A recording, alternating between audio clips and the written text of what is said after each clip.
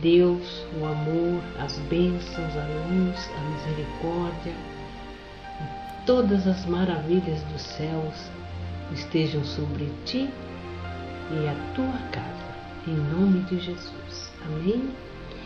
Eu quero dizer a você que na palavra do Senhor nós encontramos aqui no capítulo dos Salmos 34, no versículo 18 e o 19, está escrito a seguinte palavra: perto está o Senhor dos que têm o coração quebrantado e salva os contritos de espírito. Muitas são as aflições do justo, mas o Senhor o livra de todas. Vou repetir. Muitas são as aflições do justo, mas o Senhor o livra de todas. Aqui não fala que o Senhor nos livra de algumas, né? Ou de pequenas aflições, ou de qualquer aflição que Ele possa resolver. Não. Aqui diz que muitas são as nossas aflições, mas que o Senhor nos livra de todas. No momento em que nós colocamos as nossas vidas na presença do Senhor, em que nós nos dispomos a servi-lo, honrá-lo, a viver em sua presença com fidelidade, sinceridade de coração, com certeza muitas aflições poderão surgir em nossas vidas, mas com certeza o Senhor nos livrará de todas, porque Ele é fiel, a sua palavra não mente.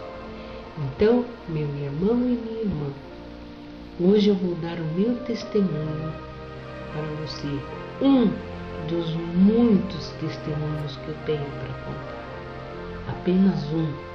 apenas uma das maravilhas dos grandes milagres que Deus já fez na minha vida, na minha casa e na minha família, para que você sinta no seu coração que talvez esteja passando por alguma aflição, por algum momento difícil, por alguma luta, para que você saiba que por maior que seja a aflição que você está passando, o Senhor vai te dar o livramento.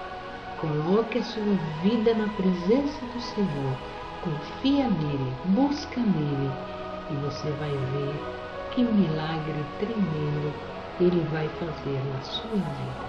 Creia e receba em nome de Jesus. Amém.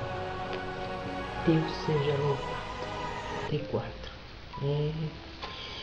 Foi exatamente neste ano, meus irmãos, que as provas difíceis começaram a acontecer, aquelas provas terríveis, que provam não só a nossa fé, mas também a nossa resistência, a nossa força, a nossa capacidade de suportar, e testa também a nossa fidelidade com Deus. Porque é preciso ter muita fidelidade a Deus para conseguir passar e vencer as provas que surgem em nossos caminhos. Nessa época, nós morávamos num apartamento de 2 quartos. Éramos eu, meu esposo, meus 4 filhos, meu neto e minha avó, que havia acabado de ficar viúva. Meu avô, que também morava conosco, já tinha 92 anos e acabava de falecer. Ele já estava sofrendo muito com o mal de Alzheimer, já tinha se tornado uma criança totalmente dependente. Minha avó também estava até pior, porque minha avó já estava acamada, né? Já não andava mais, totalmente dependente, uma criança. E por isso eu já não estava mais trabalhando fora, porque eu tinha que cuidar dos 2.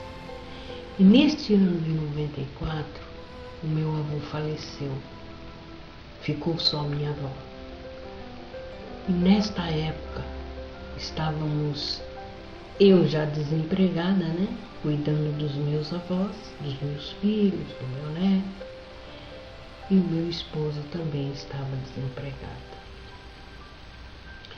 Nós morávamos de aluguel neste apartamento.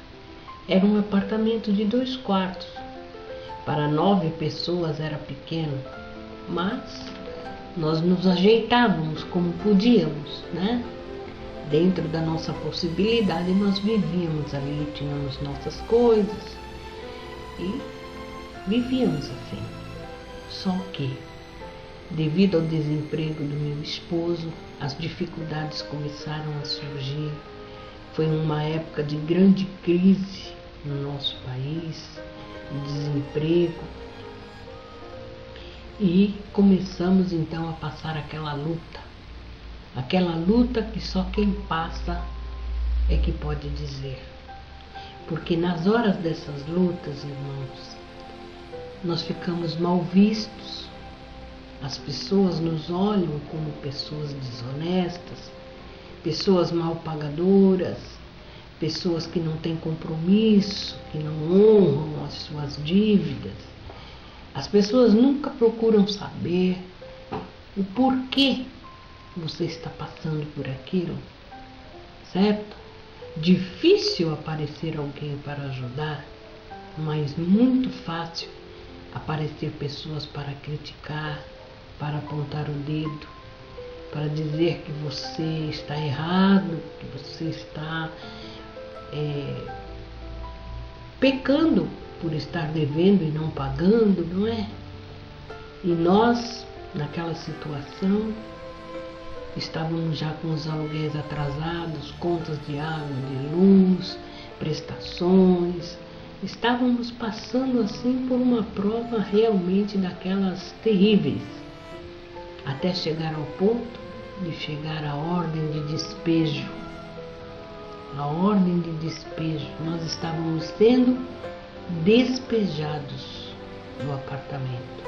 Tínhamos apenas um prazo de 15 dias para arrumar um lugar para ir embora, porque nós não podíamos mais ficar lá. O oficial de justiça veio e entregou em nossa mão a ordem de despejo. Quem é que pode gostar de passar por uma situação dessa?